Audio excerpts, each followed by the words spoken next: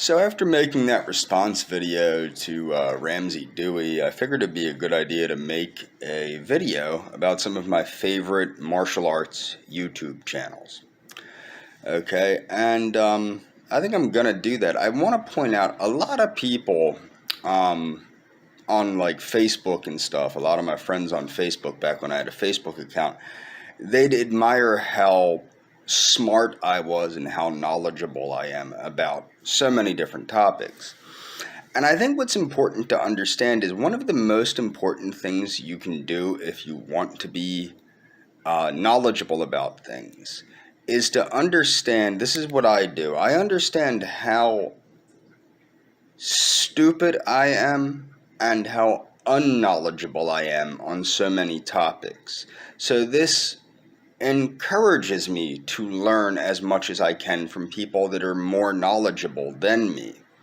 And I think it's funny because a lot of people, I'm not particularly arrogant about my knowledge base because, to be quite honest, it's taken me, I'm 38 years old now. I've been learning, mostly self-taught. I do a lot of reading, as people know from my book reviews.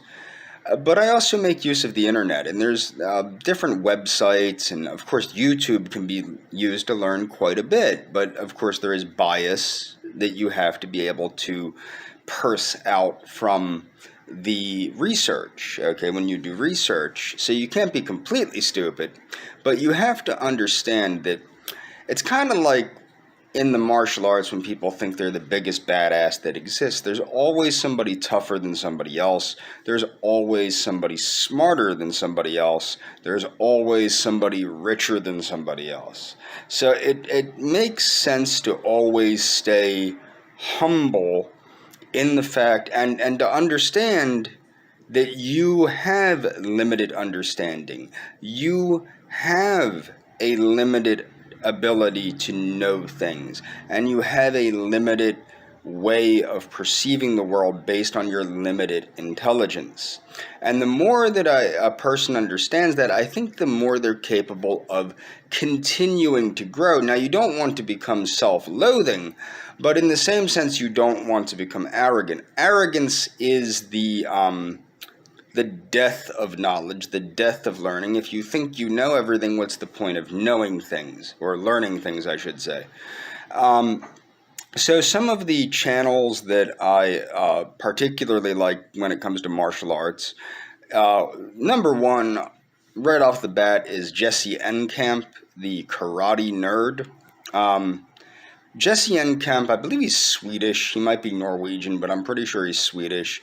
He's a karateka. He's a practitioner of karate, but he doesn't practice just one system of karate. He goes around the world and learns multiple different types of karate.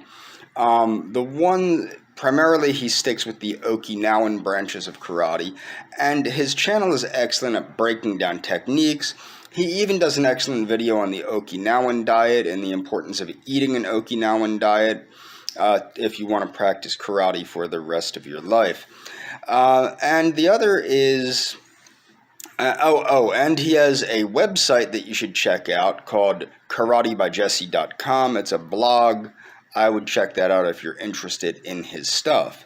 And I'm leaving links to all these channels and, where applicable, to the blogs or homepages. So the other one is Aikido Flow.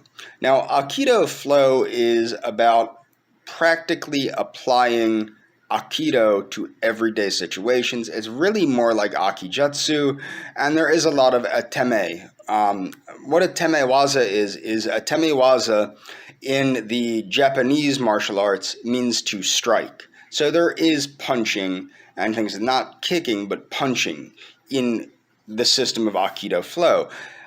In traditional Aikido, there is ateme, but Master Yoshiba, the founder of Aikido, started to get rid of the ateme right prior to, during, and after World War II because he didn't want Aikido to be used as a military martial art. He didn't get rid of it entirely, of course, because you need the ateme to apply some of the techniques for throws, and you also need the ateme to be the yuki. The yuki is the guy that gets thrown. So when you're the attacker, you're the yuki, and when you attack, the ateme is neutralized by some type of aikido technique, like arimi nagi or some other type of technique, some entering technique and a throw and a wrist block, etc. Gutter Fighting Secrets. I don't know what's up with his channel lately, but that used to be a really excellent channel. I think I actually did a channel shout out to that.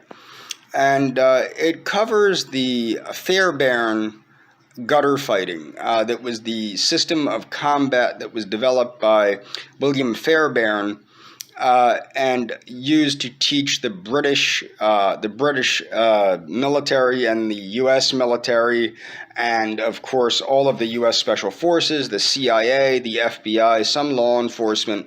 It is a very brutal system of fighting, and the goal is to kill your opponent with your bare hands. Then there is Tung Soo Do Dan Nolan. Dan Nolan is a famous Tung Soo Do practitioner who has authored a number of books and made a number of instructional videos on Tung Soo Do.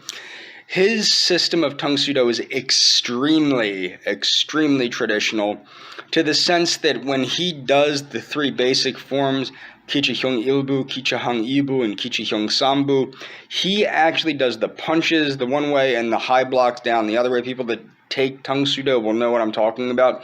That is actually how it would be done in Shotokan Karate, which is where Huang Qi got those forms.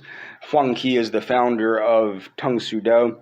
In more modern forms of Tung Soo Do, like the World Tung Soo Do Association, we do different kicks. In the first form, it's front kicks. In the second form, it's side kicks. In the third form, it's roundhouse kicks. And then comes World Tung Soo Do, the World Tung Soo Do Association channel. I like watching that. Then there's Sensei Ichi. Sensei Ichi is a Tung Soo Do practitioner that practices Tung Soo Do. He has a channel. He's recently started taking Shotokan. And then there is Art of One Dojo. Art of One Dojo is a dude that does Kenpo. What I like about his channel is he breaks down the origins of various martial arts. Some really odd martial arts like the Bujikan system of ninjutsu he's even talked about. But I like that he talked about Taekwondo and even brought up that Taekwondo comes from Tung Soo Do, because not a lot of people bring that up. Not a lot of people are willing to bring that up, and I think it was cool that he did that. He also did a series of videos with Sensei Ichi, which go over the different techniques of the different kicking techniques, I believe, and hand techniques of Tung Soo Do versus Kenpo. Spoiler alert, they share a lot. Hard to Hurt with Icy Mike. That's another great channel. That's a self-defense oriented channel. He tests out a lot of self-defense products like different pepper sprays, stun guns, self-defense whips, all sorts of stuff. It's a good channel. I recommend watching all these channels, obviously, or I wouldn't be making this video. And of course, there is Ramsey Dewey, who I made that previous video about. And that's good for gaining insight into mixed martial arts, things of that nature. And that's all for this video.